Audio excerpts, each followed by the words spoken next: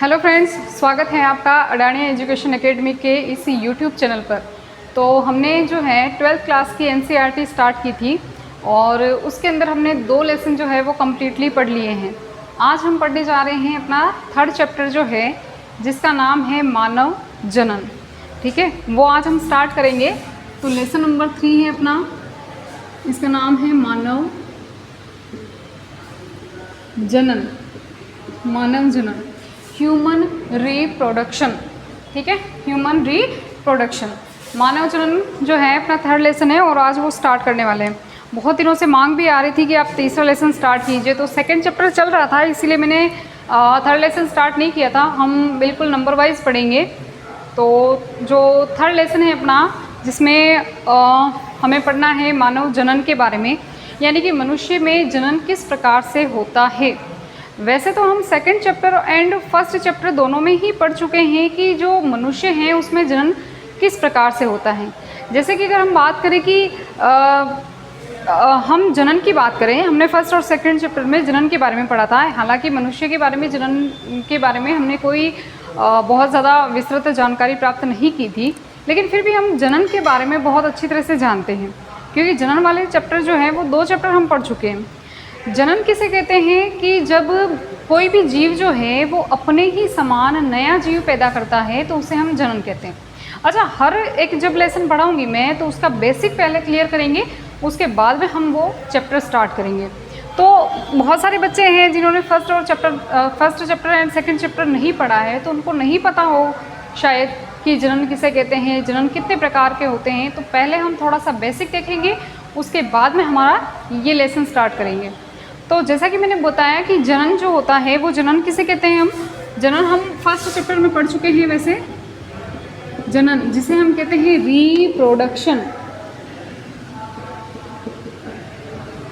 Reproduction, जनन का मतलब होता है कि जीव के द्वारा अपने ही समान नया जीव उत्पन्न करना जनन कहलाता है।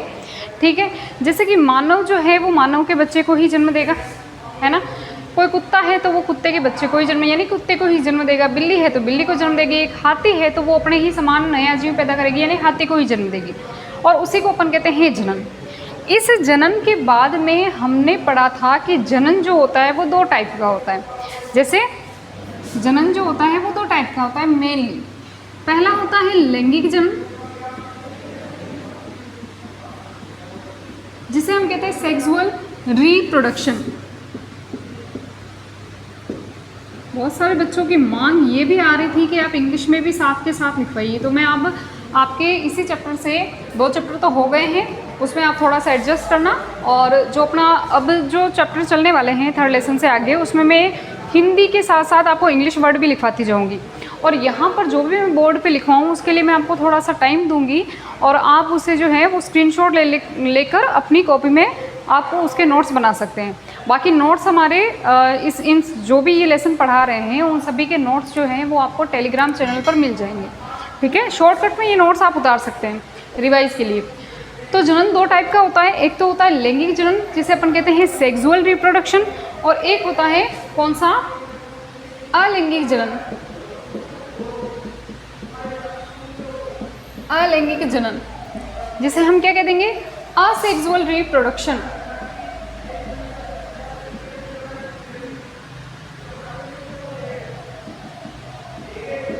असेक्सुअल रिप्रोडक्शन, ठीक है। अच्छा, कायिक जनन जो होता है, वेजिटेटिव प्रोपेगेशन जो होता है, वो असेक्सुअल रिप्रोडक्शन यानी कि अलैंगिक जनन के साथ में ही पढ़ा जाता है, या हम यूँ कह सकते हैं कि इसी का एक पार्ट होता है। अच्छा, लैंगिक जनन की अगर हम बात करें तो सबसे इम्पोर्टेंट इसके अंदर ये चीज़ होती है कि इसमें निषेचन की क्रिया होती है। निषेचन का मतलब फर्टिलाइजेशन की क्रिया होती है। ठीक है, अब अगर निषेचन होना है तो पहली चीज़ तो निषेचन किसे कहेंगे। निषेचन का मतलब होता है जब नर युग्मक और मादा युग्मक आपस में संयोजित हो जाते हैं, तो उसे हम कहते हैं निषेचन। अब नर युग्मक और मादा युग्मक क्या होते हैं, तो आप सभी जानते हैं कि जो नर होता है, नर यानी कि आदमी यानी कि मेल, और जो मादा होती है यानी कि फीमेल, है ना, उनके अंदर जो है जनन अंग पाए जाते हैं, और उन्हीं जननांगों के अंदर होता है किसका फॉर्मेशन, युग्मकों का निर्माण होता है, यानी कि गैमेट्स का फॉर्मेशन होता है। नर के अंदर नर युग्मक बनता है और मादा के अंदर मादा युग्मक बनता है। ठीक है, तो इनके अंदर क्या होगा, जैसे लैंगिक जनन की बात करें तो सबसे इम्पोर्टेंट चीज़ होती है कि इसके अंदर नर युग्मक और मादा युग्मक दोनों का ही निर्माण होता है, मादा युग्मक दोनों का ही निर्माण होता है, और आगे जाकर ये दोनों आपस में फ्यूज़ हो जाते हैं, आपस में मिल जाते हैं, संलयित हो जाते हैं। इस क्रिया को हम कहते हैं निषेचन यानी कि फर्टिलाइजेशन। ठीक है, इस क्रिया को हम क्या कहेंगे, फर्टिलाइजेशन यानी कि निषेचन क्रिया कहेंगे। जब नर युग्मक और मादा युग्मक आपस में मिलते हैं तो एक नई कोशिका का निर्माण होता है। इस कोशिका को हम कहते हैं जाइगोट यानी कि युग्मनज, जाइगोट यानी कि युग्मनज। ठीक है, और इसी युग्मनज से आगे जाकर नए जीव का निर्माण होगा या विकास होगा, यानी कि पहले युग्मनज जो है वो भ्रूण में बदल जाएगा और भ्रूण से जो है वो नया शिशु बन जाएगा। तो ये जो सारी प्रक्रिया है वो किसकी है, लैंगिक जनन की है, सेक्सुअल रिप्रोडक्शन की है। इम्पॉर्टेंट चीज़ क्या है सेक्सुअल रिप्रोडक्शन में, याद क्या रखना है कि इसमें नर युग्मक और मादा युग्मक का निर्माण होता है और फिर उनका संलयन होता है। इसी क्रिया को हम निषेचन या फर्टिलाइजेशन कहते हैं, और उसके फलस्वरूप जो है वो युग्मनज का निर्माण होता है। युग्मनज डेवलप करके भ्रूण का एम्ब्रियो का निर्माण करेगा और वो जाकर एक नए शिशु का, एक बच्चे का जन्म या बच्चे का विकास करेगा। ठीक है, अब हम बात करते हैं अलैंगिक जनन की। तो अलैंगिक जनन के अंदर ना तो कोई युग्मक बनते हैं, ठीक है, ना ही उनका निषेचन होता है। ठीक है, डायरेक्ट नया जीव बन जाता है किसी भी जीव से। अच्छा, एक चीज़ और मैं आपको बता दूं कि मान लीजिए कोई जीव है जिसके अंदर युग्मकों का निर्माण तो हो रहा है, लेकिन अगर उसमें निषेचन जैसी कोई क्रिया नहीं हो रही है, फर्टिलाइजेशन जैसी क्रिया कोई नहीं हो रही है, युग्मक तो बन रहे हैं। मैंने अभी जैसा कि बताया कि इनमें युग्मकों का निर्माण नहीं होता, ये नॉर्मल चीज़ है। अगर हम बेसिक नॉर्मल सा देखें तो अलैंगिक जनन के अंदर कहा जाता है भाई युग्मकों का निर्माण नहीं होता है। जैसे कि हम बात करें बडिंग की, है ना, हाइड्रा में मुकुलन होता है। हाइड्रा के अंदर कोई युग्मक नहीं बनता है, उसका जो शरीर होता है उसी की सतह से एक नया कोई भी बड निकल जाती है, एक नया मुकुल निकल जाता है, एक उभार निकल जाता है, और वही उभार आगे जाकर उससे अलग हो जाता है और एक नया जीव के रूप में डेवलप करता है। ठीक है, जैसे हम बात करें विखंडन की, स्पायरोगायरा का एग्जाम्पल लेते हैं। विखंडन का मतलब होता है टूटना। कोई भी जीव है वो दो भागों में टूटकर दो नए जीव का निर्माण कर देता है। ठीक है, तो इनके अंदर कोई युग्मक बन नहीं रहे हैं, बट ऐसा भी हो सकता है कि कोई जीव है जिसमें युग्मक तो बन रहे हैं, लेकिन वो युग्मक जो हैं उनके अंदर निषेचन की क्रिया नहीं हो पा रही है, यानी कि उनमें फर्टिलाइजेशन की क्रिया नहीं हो पा रही है। तो वहाँ पर भी उसे अलैंगिक जनन ही कहा जाएगा। जैसे अपन ने अनिषेक जनन पढ़ा था, है ना, फर्स्ट और सेकंड चैप्टर में हमने अनिषेक जनन के बारे में पढ़ा था। अनिषेक जनन का मतलब होता है कि बिना निषेचन के ही किसी भी युग्मक से नया जीव बनना। तो अनिषेक जनन लैंगिक जनन नहीं होगा, क्योंकि उसमें युग्मक तो बने हैं लेकिन युग्मकों का संलयन यानी कि निषेचन यानी फर्टिलाइजेशन नहीं हुआ है। तो युग्मक बनना लैंगिक जनन को दर्शाता नहीं है।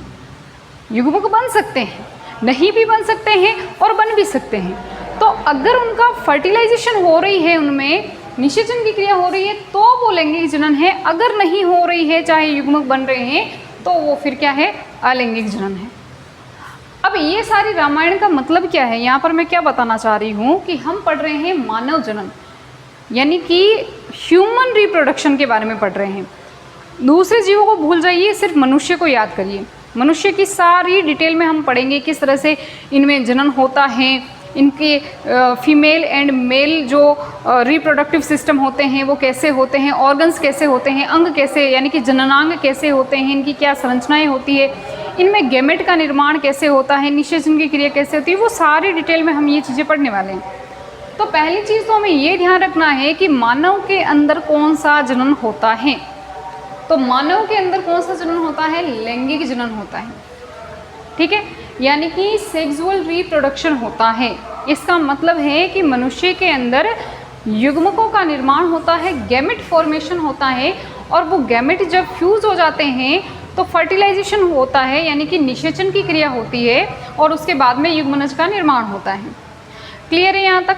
चलिए अब कुछ आपको टर्म्स याद रखनी है इसके लिए, वो क्या क्या है ये हम पढ़ चुके हैं, तो इसका स्क्रीनशॉट लेने की वैसे आवश्यकता नहीं है, ये आप पढ़ चुके हो पहले। और ज़्यादा डिटेल में पढ़ना हो तो आप फर्स्ट चैप्टर में और सेकंड चैप्टर में जाकर इसका अध्ययन कर सकते हैं।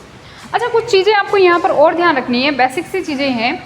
एक जो जीव होते हैं, अगर हम जनन के आधार पर जीवों की बात करें तो वैसे 3 प्रकार के होते हैं, बट नॉर्मली हम देखते हैं 2 प्रकार के। एक को हम कहते हैं अंडज,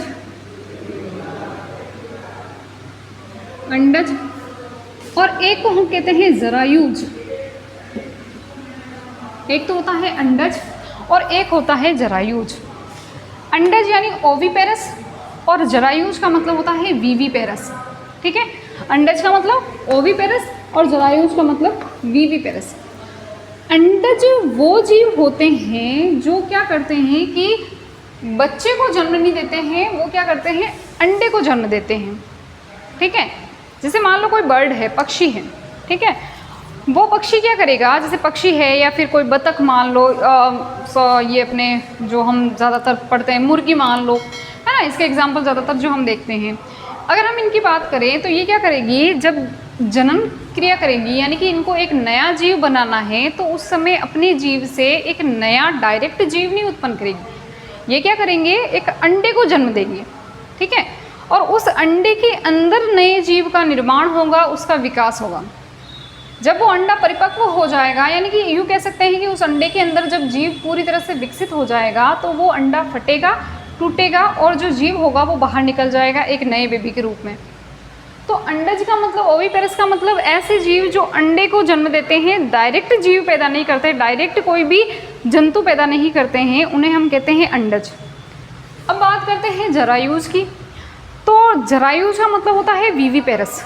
ठीक है, अगर कोई बच्चा नीट की प्रिपरेशन कर रहा है तो उनके लिए ये चीज़ें जो है नॉर्मल आनी चाहिए उनको, 12th के लिए भी इम्पोर्टेंट है। एंड वैसे मैंने ये फर्स्ट और सेकंड चैप्टर के अंदर किसी क्लास के अंदर मैंने इनके बारे में अंतर भी बताए थे, एक पूरी सारणी, एक पूरा चार्ट बनाकर इसके बारे में समझाया था। तो वहाँ से भी आप इनके अंदर इसमें अंतर समझ सकते हैं और वो अपनी कॉपी में उतार सकते हैं, बहुत ही इम्पोर्टेंट है। ठीक है, जरायुज का मतलब क्या होता है कि ऐसे जीव जो बच्चा पैदा करते हैं। ठीक है, डायरेक्ट वो क्या करते हैं, बच्चा पैदा करते हैं, उन्हें हम कहते हैं जरायुज। जैसे मनुष्य की बात करें तो मनुष्य कोई अंडा पैदा नहीं करता है, अंडा नहीं देता है, वो डायरेक्ट बेबी को जन्म देता है। तो बेबी को जन्म देने वाले कौन हो गए, जरायुज हो गए, एक अंडज एक जरायुज। इस प्रकार से हम 2 जीवों कैटेगरी में इनको बांट सकते हैं, जीवों को 2 कैटेगरी में बांट सकते हैं, अंडज और जरायुज के अंदर। तो मनुष्य की अगर हम बात करें तो वो जरायुज हैं। जरायुज का मतलब वो बेबी को जन्म देगा, और यही सारी प्रोसेस हमें इस लेसन के अंदर पढ़नी है, ये कैसे बेबी बनेगा। ठीक है, अब क्योंकि ये लैंगिक जनन के द्वारा हो रहा है तो यहाँ पर नर युग्मक बनेंगे, मादा युग्मक बनेंगे, फिर उनका निषेचन होगा, फिर एक नया जीव बनेगा। ये सारी प्रोसेस हमें पढ़नी है किसके अंदर, इस लेसन के अंदर। ठीक है, चलिए अब इस लेसन का जो फर्स्ट वाला जो हमारा टॉपिक है जिसके बारे में हम पढ़ने जा रहे हैं वो है हमारा नर जनन तंत्र। क्या है, नर जनन तंत्र, male reproductive system, male reproductive system. ठीक है, अच्छा इससे पहले मैं आपको एक चीज़ और बता देती हूँ कि जो नर होता है और जो मादा होती है, नर जो होता है वो भी नर युग्मक उत्पन्न करेगा, जो मादा होगी वो मादा युग्मक उत्पन्न करेगी। नर के अंदर जो नर युग्मक होता है वो होता है शुक्राणु, है ना, शुक्राणु होता है, स्पर्म होता है। और जो मादा होती है उसके अंदर मादा युग्मक होता है, जिसे अपन कहते हैं अंडाणु, एग होता है उसके अंदर, ओव्यूल होता है उसके अंदर। तो नर युग्मक जो है वो ज़िंदगी भर यूँ कह सकते हैं कि अगर हम मेल की बात करें तो उसके अंदर लाइफ टाइम तक तो मैं यूँ नहीं कह सकती, बट बहुत ज़्यादा समय तक, यानी कि जब इंसान बूढ़ा हो जाता है, एक मेल जो है, एक वयस्क व्यक्ति है, या यूँ कह सकते हैं कि मेल जो है, नर जो है, वो जब तक बूढ़ा हो जाता है तब तक वो युग्मक का निर्माण करता रहता है, यानी कि उसमें युग्मक बनते रहेंगे। ठीक है, 80-80, 90-90 साल तक, 70-80 साल तक भी जो मेल होते हैं वो अपने गैमेट प्रोड्यूस करते रहते हैं, गैमेट बनते रहते हैं उनके अंदर। लेकिन अगर हम बात करें मादा की, फीमेल की बात करें, तो फीमेल के अंदर जो एग रिलीज़ होता है या एग बनता है वो स्टार्टिंग होती है प्यूबर्टी से, यानी कि 12 से 13 वर्ष की उम्र में। एग जो बनना स्टार्ट होता है वो 12 से 13 वर्ष की उम्र में रिलीज़ होना स्टार्ट होता है एक्चुअली। और उसका जो, उसे हम कहते हैं, जैसे जो बनना स्टार्ट होता है तब हम जो फर्स्ट कंडीशन आती है, जब मैचुरेशन साइकिल चलता है, तो उसे हम मेनार्क बोलते हैं, यानी कि रजोदर्शन बोलते हैं, ठीक है। और जब लास्ट टाइम पे हम यूँ कह सकते हैं कि जब उसके अंदर अंडाणु का निर्माण होना बंद हो जाता है, तो वो अवस्था, यानी कि यूँ कह सकते हैं कि वो एज होती है लगभग 50 वर्ष की उम्र में। यानी 50 वर्ष की उम्र तक ही महिलाएं जो है वो जनन करने के योग्य होती है, कैपेबल होती है, सक्षम होती है। लेकिन नर जो है, मेल जो है, वो 80-90 साल तक भी, यहाँ तक कि कुछ मेल जो है जब तक उनकी मृत्यु नहीं हो जाती तब तक भी वो गैमेट बनाना स्टार्ट रखते हैं, यानी गैमेट उनके अंदर, शरीर के अंदर गैमेट बनते रहते हैं, यानी कि वो तब भी एक पिता बन सकते हैं, जनन करने योग्य होते हैं, ठीक है। अब नर जनन तंत्र की बात कर रहे हैं, तो नर जनन तंत्र के अंदर आपको 2 चीज़ें मेन याद रखनी है। क्या याद रखना है? नर जनन तंत्र के अंदर 2 आपको ऑर्गन याद रखने हैं, ठीक है। नर जनन तंत्र के 2 भाग होते हैं।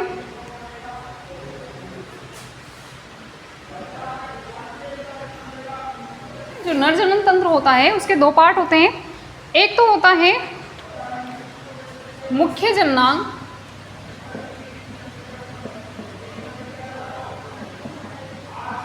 मुख्य जननांग, और दूसरा होता है सहायक जननांग।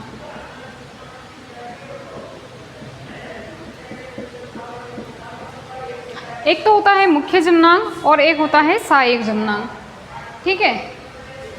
मुख्य जननांग जो होते हैं वो एक ही होता है और उसे हम कहते हैं वृषण, टेस्टिस। मुख्य जननांग जो होता है, या जो मेन जो उसका रिप्रोडक्टिव ऑर्गन होता है, मेल की बात कर रहे हैं, वो होता है वृषण, टेस्टिस जिसे बोलते हैं। सहायक जननांग को हम आगे पढ़ेंगे। अच्छा, मुख्य जननांग जो है, जो वृषण है, बहुत सारे बच्चे जो हैं ये जानते हैं कि मुख्य जननांग के रूप में जो हम पढ़ते हैं वो पेनिस को पढ़ते हैं, यानी कि शिश्न को पढ़ते हैं, तो वो गलत है। पेनिस को इसका मुख्य जननांग नहीं है, इसका मुख्य जननांग कौन है? वृषण है, टेस्टिस है।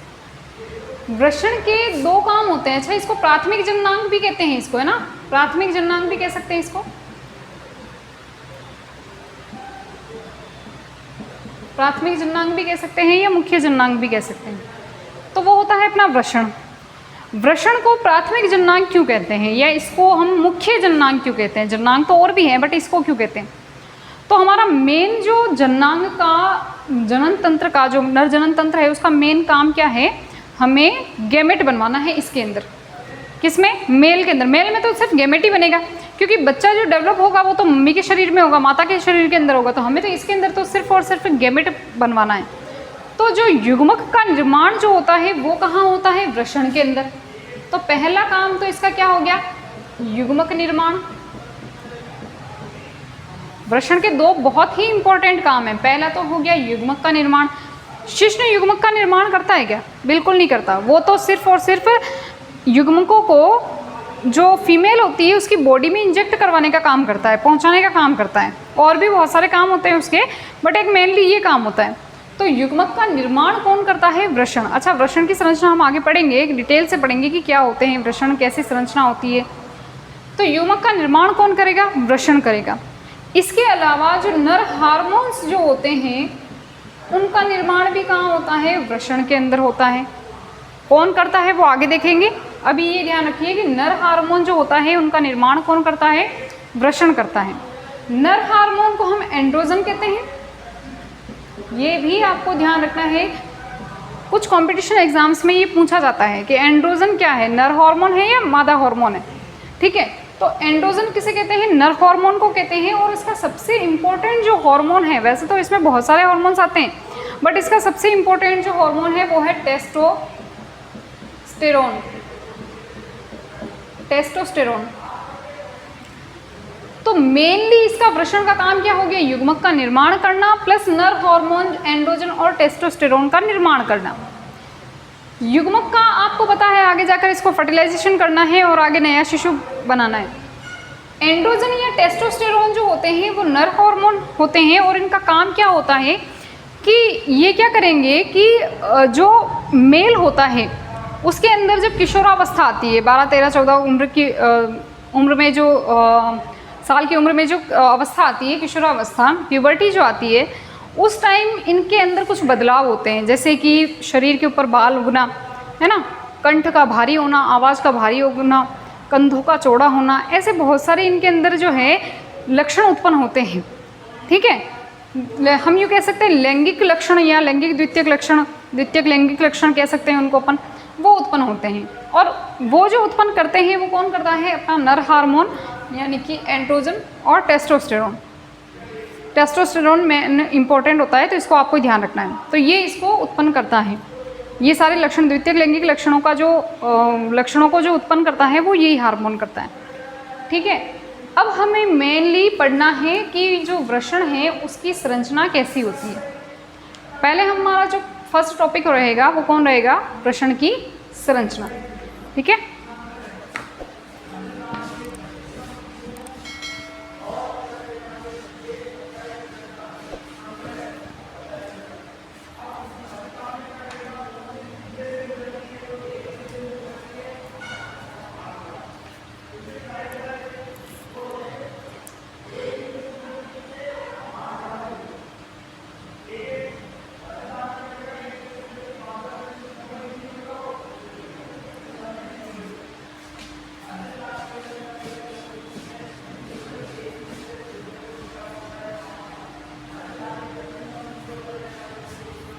चलिए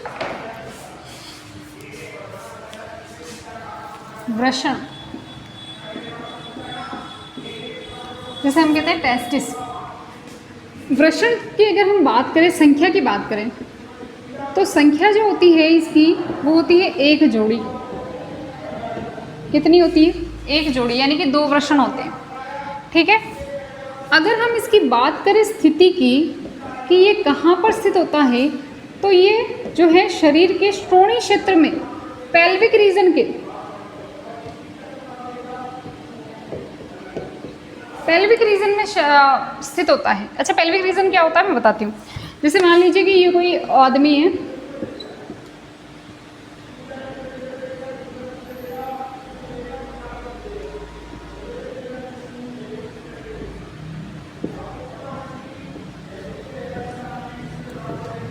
ठीक है, तो ये जो पेल्विक रीजन होगा वो एब्डोमिन, अच्छा ये वाली जो कैविटी है इसको अपन कहते हैं उदरीय गुहा, एब्डोमिनल कैविटी कहते हैं। और इसके नीचे वाला जो क्षेत्र होता है उसे हम क्या कहते हैं, पेल्विक रीजन कहते हैं। तो इसके जो वृषण है, जैसे मान लीजिए ये कोई मेल है और इसके जो वृषण है वो यहाँ पर बाहर की ओर यहाँ पर लटके रहते हैं। अच्छा, बाहर की ओर क्यों लटके रहते हैं उसका रीज़न मैं बताऊँगी। तो ये पेल्विक रीजन के अंदर होते हैं और ये जो है शरीर के बाहर की ओर लटके रहते हैं। संख्या कितनी होती है, एक जोड़ी, यानी कि 2 हो गए। ठीक है, इनके अगर रंग की बात करें तो ये होते हैं गुलाबी रंग के। रंग कैसा है इनका, गुलाबी है इनका। ठीक है, अगर हम बात करें इनकी लंबाई की, तो लंबाई इनकी हमें करनी है कितनी, 4 से 5 सेंटीमीटर, यानी कि इनकी लंबाई जो है वो कितनी होती है, 4 से 5 सेंटीमीटर होती है। चौड़ाई की बात करें तो चौड़ाई हो जाएगी इनकी कितनी, 3 से 4 सेंटीमीटर। ये यूँ कह, अच्छा ये वाला लिख लीजिए आप, 2 से 3 सेंटीमीटर कर लीजिए। ये एग्जैक्ट सही इनका जो है क्राइटेरिया है। लंबाई 4 से 5 सेंटीमीटर होती है, चौड़ाई कितनी हो जाएगी, 2 से 3 सेंटीमीटर हो जाएगी। क्लियर है यहाँ तक। संख्या एक जोड़ी होती है, यानी कि 2 वृषण होते हैं। स्थिति कहाँ होती है, श्रोणी क्षेत्र के अंदर, यानी कि पेल्विक रीजन के अंदर होती है। रंग कैसा होता है, पिंक कलर के होते हैं, गुलाबी रंग के होते हैं। लंबाई कितनी होती है, 4 से 5 सेंटीमीटर, और चौड़ाई कितनी होती है, 2 से 3 सेंटीमीटर। ये कुछ बेसिक सी नॉलेज है, वो आप पहले इनको उतारिए, फिर आगे इसकी संरचना देखते हैं कि कैसी संरचना होती है।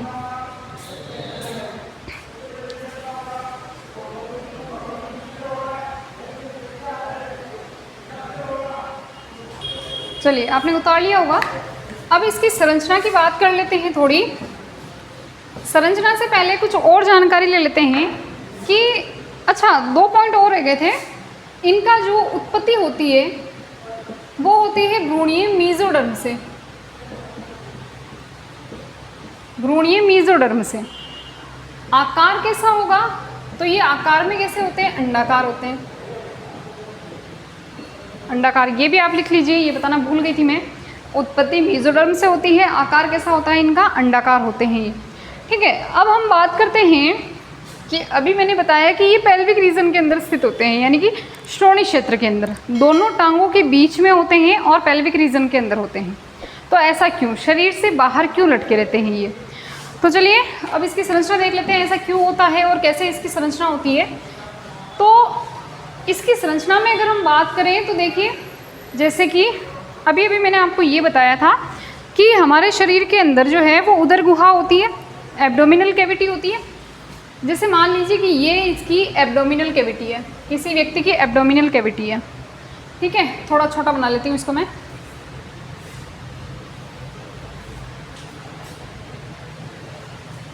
ये एब्डोमिनल कैविटी है और एब्डोमिनल कैविटी के बाहर जो है वो इस तरह से एक खोल पाया जाता है जिसे अपन कहते हैं वृषण खोल।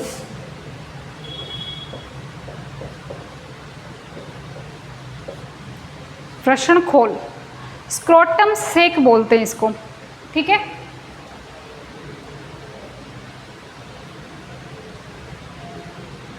या स्क्रोटम भी बोल सकते हैं इसको।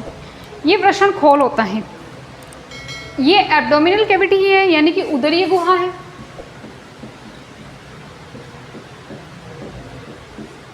उदरीय गुहा है, उदरीय गुहा के नीचे यानी कि पेल्विक क्षेत्र जो होता है, यानी कि इधर भी इन दोनों, ये 2 टांग है उसके बीच में ये स्थित होते हैं और ये एक बैग लाइक स्ट्रक्चर के अंदर होते हैं जिसे अपन स्क्रोटम से कहते हैं, क्या बोलते हैं इनको, वृषण खोल बोलते हैं। और इसके अंदर पड़े होते हैं टेस्टिस। ठीक है, मैं अलग पेन से बना देती हूँ। यहाँ पर मान लीजिए इसके अंदर पड़े हैं ये टेस्टिस,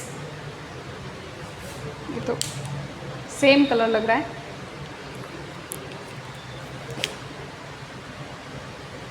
यहाँ पर इसके अंदर पड़े होते हैं कौन, टेस्टिस। तो जैसा कि मैंने बताया कि ये शरीर से बाहर है। अब शरीर से बाहर होने का कारण ये है कि हमारी बॉडी का जो टेम्परेचर होता है वो कितना होता है, 37 डिग्री सेल्सियस। कितना होता है, 37 डिग्री सेल्सियस। और जो वृषण होते हैं, वृषणों के अंदर अभी अभी हमने बात की कि इनके अंदर युग्मक का निर्माण होता है, गैमेट का निर्माण होता है। तो जो गैमेट होते हैं वो इतने तापमान पर उनका निर्माण नहीं हो सकता। जो युग्मक बनेंगे वो इतने तापमान पर उनका निर्माण नहीं हो सकता है, उनको चाहिए कम तापमान।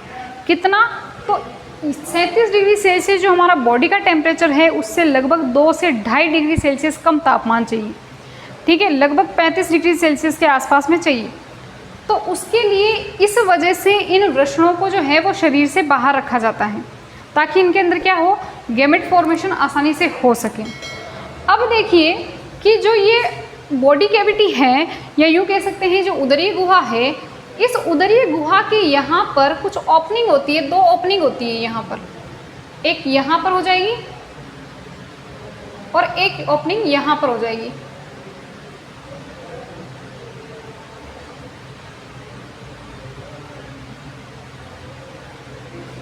एक ओपनिंग यहाँ पे होती है, एक ओपनिंग यहाँ पर होती है। अच्छा, एक चीज़ मैं क्वेश्चन आपसे पूछना चाहती हूँ, जो हमारी उदरीय गुहा है, हमारा जो पेट है या जो एब्डोमिनल कैविटी है, यहाँ की जो मसल्स है, पेट की जो मसल्स है वो कौन सी मसल्स होती है, यानी ये कौन सी पेशियाँ होती हैं, कंकालीय पेशियाँ होती है। कंकालीय पेशियाँ जो कंकाल से जुड़ी होती है, और कंकालीय पेशियाँ जो होती है वो कैसी होती है, ऐच्छिक पेशियाँ होती है, यानी कि हम उनको अपनी इच्छा अनुसार गति करवा सकते हैं। ठीक है, तो यहाँ पर जो कंकालीय पेशियाँ होती हैं वो कंकालीय पेशियाँ जो होती है, अच्छा इस संरचना को अपन क्या कह देते हैं, ये जो ओपनिंग हुई है इस ओपनिंग को हम क्या कहते हैं, वक्षण नाल कह देते हैं। क्या कह देते हैं, वक्षण नाल, वक्षण नाल कह देते हैं इसको। ये ओपनिंग काम क्या करेगी, जो यहाँ की कुछ पेशियाँ होती है, जैसे यहाँ पर पेशियाँ हैं, ये यहाँ की जो पेशियाँ हैं वो यहाँ की पेशियाँ यहाँ से बाहर निकलते हुए इन जो वृषण खोल है या जो वृषण है उसके चारों ओर आ जाती है या उनके चारों ओर ये लिपट जाती है। जैसे कि यहाँ से निकलेगी और ये इसके अंदर आ जाएगी, वृषण खोल के अंदर आ जाएगी और ये वृषण के चारों ओर रहेगी। यहाँ पर वृषण के चारों तरफ भी कौन सी पेशियाँ रहती है? ये कंकालीय पेशियाँ ही रहती है। जो ये वाली जो पेशी है इसे हम कहते हैं क्रीमास्टर मसल।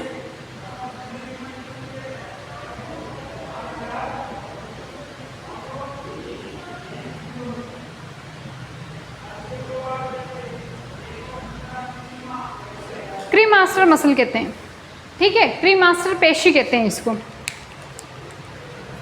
तो ये जो क्रीमास्टर पेशी है ये बनी किसकी है? कंकाल पेशी है ये एक तरह की, ये भी ध्यान रखना है, कंकाल पेशी है। अगर ये कंकाल पेशी है तो ये क्या कर सकती है? मूवमेंट कर सकती है, यानी कि ये हमारी इच्छा अनुसार गति कर सकती है। अब इसका फ़ायदा क्या है? देखिए, वृषणों को हमने इसलिए शरीर से बाहर रखा ताकि इनके अंदर गैमेट फॉर्मेशन हो सके, युग्मकों का निर्माण हो सके। लेकिन मान लीजिए कि सर्दी का मौसम है और सर्दी के मौसम में आपको पता है कि टेम्परेचर बहुत ही कम हो जाता है, लो हो जाता है। तो ज़्यादा कम टेम्परेचर ना हो इसकी वजह से ये क्या करती है, ये पेशियाँ जो होती हैं ये वृषणों को क्या करती है? शरीर की ओर खींचने का काम करती है, यानी ऊपर की ओर ले जाने का काम करती है। तो ऊपर ले जाने से फ़ायदा क्या होगा कि जो शरीर का तापमान है वो थोड़ा बहुत तापमान किसको मिलता रहे? वृषणों को मिलता रहे। और जब थोड़ा बहुत तापमान वृषणों को मिलेगा तो आसानी से जो है युग्मकों का निर्माण हो जाएगा, ठीक है। अब एक चीज़ और ध्यान रखनी है कि इसके अंदर एक और पेशी होती है, यहीं से वो बाहर निकलती है, एक और पेशी होती है और इस पेशी को नाम हम और क्या देते हैं? इस पेशी का भी एक और नाम क्या है? इसी का नाम है डार्टोस पेशी। क्या है?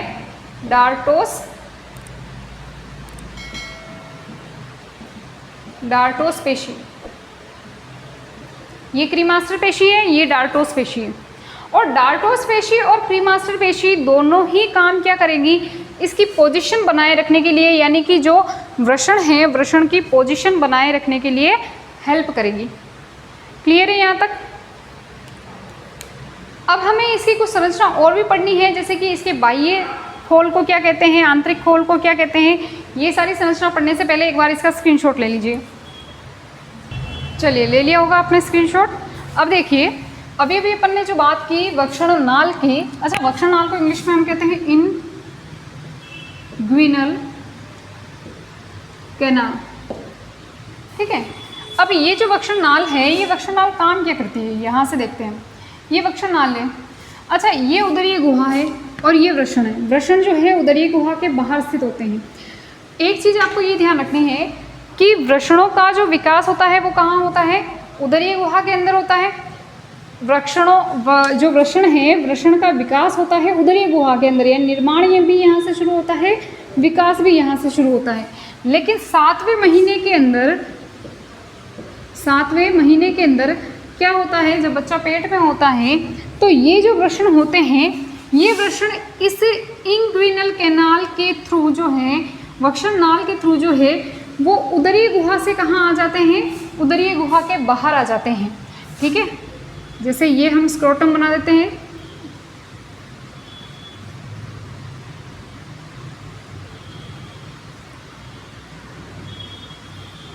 ये स्क्रोटम हो गया, ठीक है। तो यहाँ से जो ये जो वृषण होंगे वो उदरीय गुहा से कहाँ पर आ जाएंगे?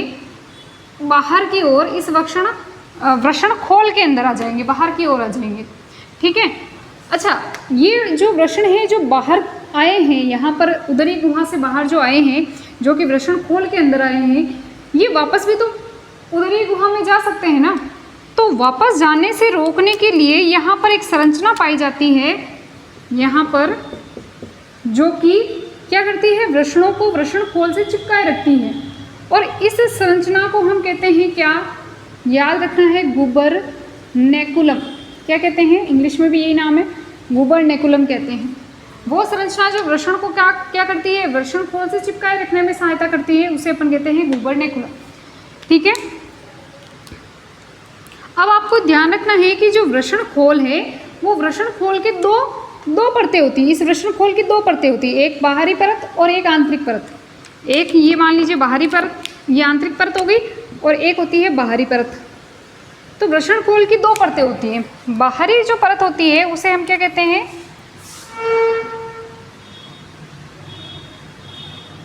जो अच्छा वृषण जो खोल है उसी की 2 परतें हैं, ठीक है। वृषण खोल की जो 2 परतें हैं उसे हम, एक तो अंदर वाली परत होगी, एक बाहर वाली परत होती है। बाहर वाली परत को कहते हैं वेजाइनलिस,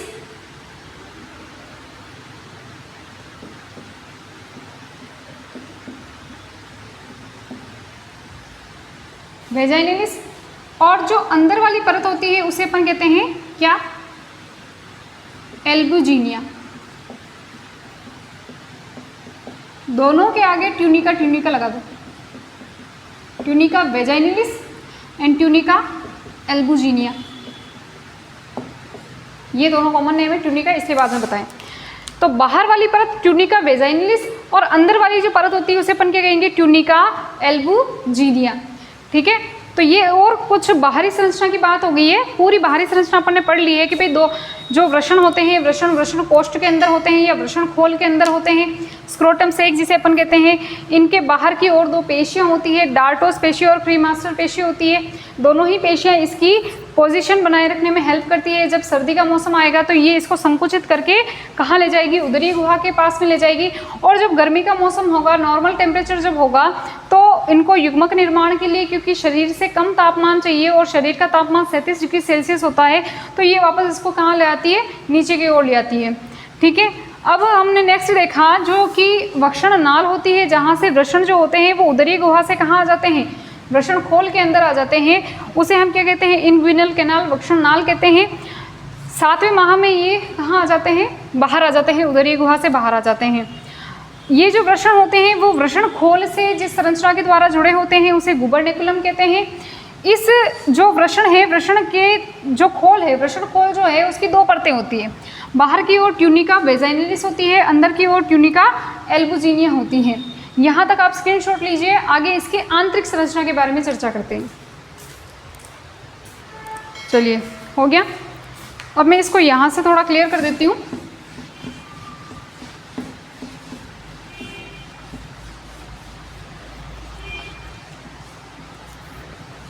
अब आप जो ये वृषण देख रहे हैं, ये वृषण जो होते हैं इनके अंदर कुछ संरचनाएं पाई जाती है, ऐसे लोब्यूल्स पाए जाते हैं इनके अंदर, टेस्टिकुलर लोब्यूल्स जिसे अपन बोलते हैं, ठीक है। इनको हम कहते हैं वृषण कोष्ठ, वृषण कोष्ठ या टेस्टिकुलर लोब्यूल्स या टेस्टिस लोब भी आप कह सकते हो। वृषण कोष्ठ की संख्या याद रखनी है कि एक वृषण में कितनी होती है, 250 होती है। 250 वृषण कोष्ठ पाए जाते हैं एक के अंदर, ठीक है। तो इनकी संख्या आपको ध्यान रखनी है। वृषण के अंदर कुछ संरचनाएं पाई जाती हैं, लोब्यूल्स पाए जाते हैं, कोष्ठक पाए जाते हैं, उन्हें अपन कहते हैं वृषण कोष्ठ। ये बहुत सारे खंडों में, यानी कि वृषण जो है वो बहुत छोटे छोटे खंडों में बटा होता है अंदर से, ठीक है। और इन्हीं को अपन कहते हैं वृषण कोष्ठ, और इनकी संख्या कितनी होती है, 250 होती है। अब जैसे मान लीजिए कि ये वृषण कोष्ठ है, इसके अंदर बना लेते हैं ये वृषण कोष्ठ है। इन वृषण कोष्ठ के अंदर बहुत ही पतली पतली सी महीन सी क्या पाई जाती है, नलिकाएं पाई जाती है। इनके अंदर क्या पाई जाती है, महीन सी नलिकाएं पाई जाती है। और इन नलिकाओं को अपन कहते हैं सेमिनिफेरस ट्यूब्यूल्स। क्या बोलते हैं, सेमिनिफेरस ट्यूब्यूल्स। यहाँ पर मुझे जगह नहीं मिल रही है लिखने के लिए, मैं आगे लिख लूँगी। इनको हम कहते हैं शुक्राणु जन नलिका या सेमिनिफेरस ट्यूब्यूल्स। यानी कि यहाँ पर अगर मैं बनाऊँ तो ये रहा क्या, वृषण। वृषण के अंदर छोटे छोटे से कोष्ठ होते हैं, इस तरह से ये खंडों में बटा होता है, छोटे छोटे खंडों में बटा होता है। इन खंडों को हमने नाम क्या दिया, वृषण कोष्ठ नाम दिया, टेस्टिकुलर लोब्यूल्स नाम दिया। और ये जो होते हैं संख्या में कितने होते हैं, 250 होते हैं, एक के अंदर 250 होते हैं, ठीक है। और इनके अंदर जो है छोटी छोटी सी नलिकाएं पाई जाती है, छोटी छोटी सी नलिकाएं पाई जाती हैं। वो कितनी हो सकती है, इस तरह से पाई जाएगी। मैं चलो संरचना बना ही देती हूँ। इस तरह से संरचनाएं, नलिकाएं पाई जाती है। और ये जो इनकी संख्या जो होती है वो एक लोब्यूल में 1 से 3 होती है, ठीक है। और इन्हीं को नाम देते हैं अपन क्या, सेमिनिफेरस ट्यूब्यूल्स, क्या नाम देते हैं?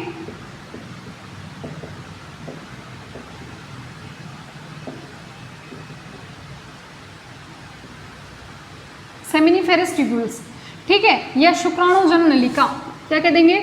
शुक्राणुजन नलिका, बहुत ही इंपॉर्टेंट नलिका है। यही शुक्राणु, क्योंकि नाम से पता चल रहा है शुक्राणुजन, शुक्राणु को जन्म देने वाली नलिकाएं। तो इन नलिकाओं के निर्माण, ये इन नलिकाओं में किनका निर्माण होगा? शुक्राणुओं का निर्माण होगा, ठीक है। अब अगर हम इसकी संरचना देखें, हम एक वृषण को काट कर देखें तो इसके अंदर आपको क्या क्या चीज़ें दिखाई देगी। तो देखिए,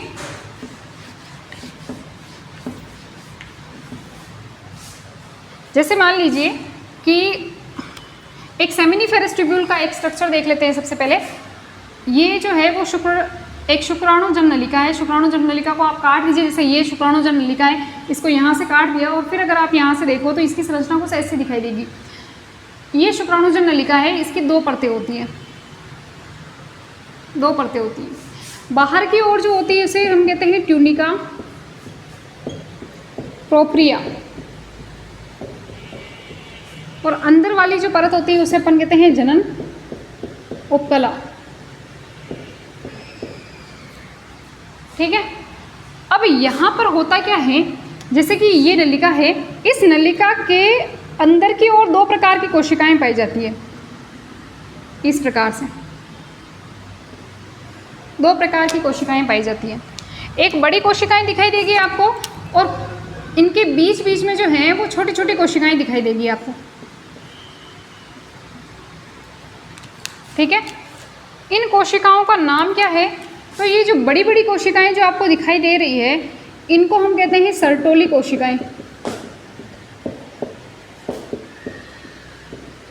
या जर्म सेल भी कह सकते हैं, मेल जर्म सेल भी कह सकते हैं, इनको सर्टोली कोशिकाएं कहते हैं। और ये जो कोशिकाएं हैं जो कि इनके बीच बीच में पड़ी हुई हैं, इनको हम शुक्राणुजन कोशिकाएं या स्पर्मेटोगोनियल सेल भी कहते हैं, स्पर्मेटोगोनिया भी कहते हैं, स्पर्मेटोगोनिया या शुक्राणुजन कोशिका, ठीक है। ये शुक्रजन कोशिका कह सकते हैं आप इसे।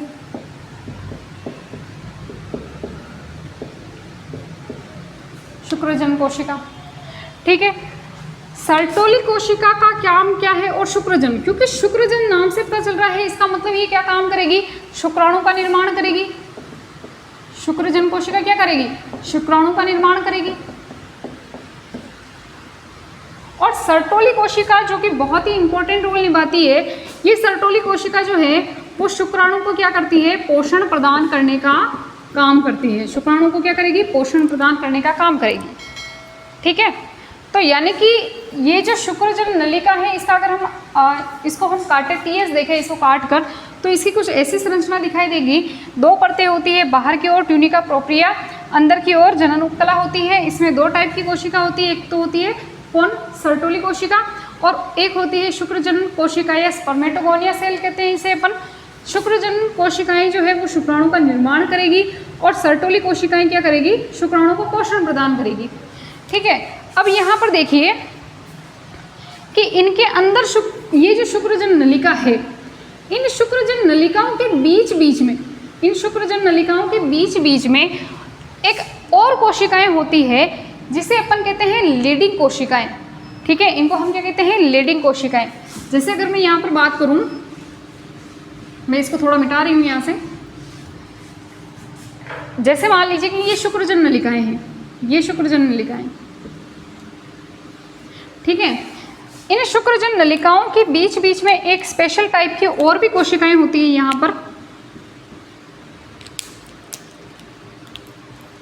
यहाँ पर बीच बीच में, इनके बीच बीच में कोशिकाएं होती है। इन कोशिकाओं को हम कहते हैं लीडिंग कोशिकाएं। क्या कहते हैं? लीडिंग सेल या लीडिंग कोशिकाएं कहते हैं, ठीक है। और ये जो लीडिंग कोशिकाएं हैं, ये बहुत ही इंपॉर्टेंट रोल निभाती है। ये नर हार्मोन यानी कि जो टेस्टोस्टेरोन होता है उसका निर्माण करती है। टेस्टोस्टेरोन का निर्माण कौन करती है? लीडिंग कोशिकाएं करती है। ये तीन टाइप की कोशिकाओं को आपको नाम याद रखना ही पड़ेगा। स्पर्मेटोगोनिया सेल जो होती है वो शुक्राणु जन कोशिका जिसे अपन कहते हैं वो शुक्राणु का निर्माण करती है। सर्टोली कोशिकाएं जो होती है वो शुक्राणु को पोषण प्रदान करने का काम करती है। और जो ये जो सेमिनिफेरस ट्यूब्यूल्स का जो हमने स्ट्रक्चर बनाया था, ये सेमिनिफेरस ट्यूब्यूल्स यानी कि शुक्राणुजन नलिकाएं जो होती है उनके बीच बीच में कुछ स्पेशल प्रकार की कोशिकाएं पड़ी होती है जो संयोजी उत्तक की बनी होती है, कनेक्टिव टिश्यू की बनी होती है, और इन्हें हम कहते हैं लीडिंग सेल्स। लीडिंग सेल्स जो होती है वो टेस्टोस्टेरोन हार्मोन का निर्माण करती हैं, और टेस्टोस्टेरोन हार्मोन जो होता है वो आपको पता है कि नर के अंदर द्वितीयक लैंगिक लक्षणों को उत्पन्न करने में सहायता करता है, या द्वितीयक लैंगिक लक्षण जो उत्पन्न होते हैं वो इसी हार्मोन की वजह से होते हैं, जैसे कि गले का आवाज़ का भारी होना, कंधे चौड़े होना, बालों का आना शरीर के ऊपर, और भी बहुत सारे ऐसे जो है प्यूबर्टी का आना, है ना, सारे जो लक्षण होते हैं वो टेस्टोस्टेरोन हार्मोन की वजह से ही होते हैं। तो आज जितनी भी अपन ने इसकी संरचनाएं पढ़ी है, अगर इसमें कोई भी आपको समस्या हो, दिक्कत हो, प्रॉब्लम हो, तो आप कमेंट ज़रूर करें, कमेंट में लिखें कि हमें ये समस्या आ रही है, या फिर आप जो व्हाट्सअप नंबर दिए गए हैं, जो स्क्रीन पर जो व्हाट्सअप नंबर चल रहे हैं, उनके ऊपर भी आप कोई भी क्वेश्चन पूछ सकते हैं, उसका जवाब मैं जल्दी ही आपको दे दूँगी।